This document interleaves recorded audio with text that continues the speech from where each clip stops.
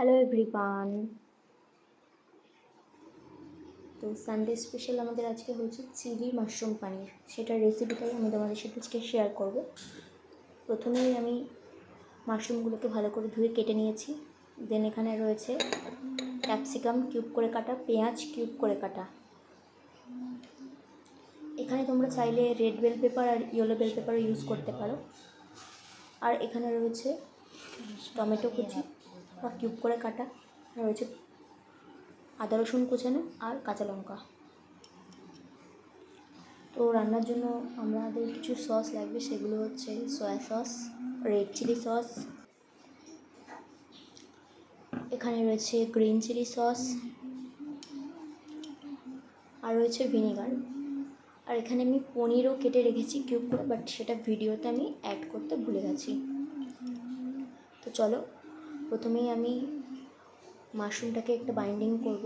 তার জন্য একটা বড় বোলে নিয়ে নিয়েছি মাশরুমগুলোকে।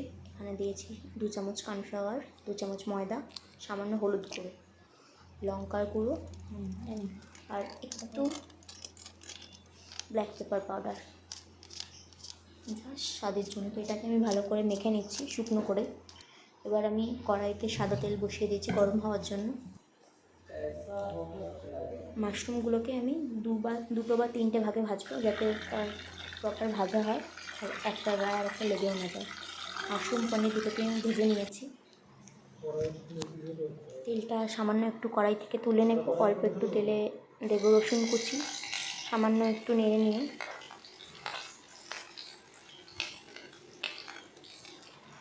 এর মধ্যে এবার আমি অ্যাড করব আদা কুচি। এটাও আমি সামান্য একটু নেড়ে নেব। তারপর আমি এখানে দিলাম কাঁচা লঙ্কা কুচানো। এগুলো দেওয়ার পর আমি ক্যাপসিকামটাও অ্যাড করে দেবো, দিয়ে 15 সেকেন্ড মতো একটু সামান্য জাস্ট এদিক করে মধ্যে দিয়ে দেবো সামান্য নুন বা স্বাদ মতো নুন। দেন আমি এখানে অ্যাড করছি কিউব করে কেটে রাখা টমেটোগুলো। তারপর অ্যাড করছি কিউব করে কেটে রাখা পেঁয়াজ। এখানে আমি ইউজ করছি টমেটো কেচাপ, যেটা আমার বাড়িতেই ছিল, আলাদা করে ওই জন্য ভিডিওতে আমি অ্যাড করিনি বা দেখানো হয়নি। তারপর আমি দিচ্ছি গ্রিন চিলি সস, সামান্য একটু রেড চিলি সস দেবো। আর অপর দিকে আমি হাফ বাটি জলে কর্নফ্লাওয়ার 2 চামচ দিয়ে গুলে রেখেছি, জাস্ট একটু গ্রেভিটা ঠিক হয় যাতে। এবার আমি এখানে অ্যাড করব সামান্য সয়া সস। এখন অবধি আমি এখানে কোনো রকম জল ব্যবহার করিনি। তো এটা একটু নেড়ে চেড়ে নিয়ে সামান্য একটু ভিনেগারও অ্যাড করে দেব।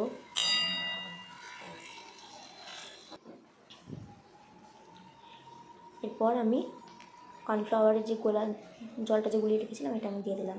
সামান্য একটু গ্রেভি হয়ে গেল।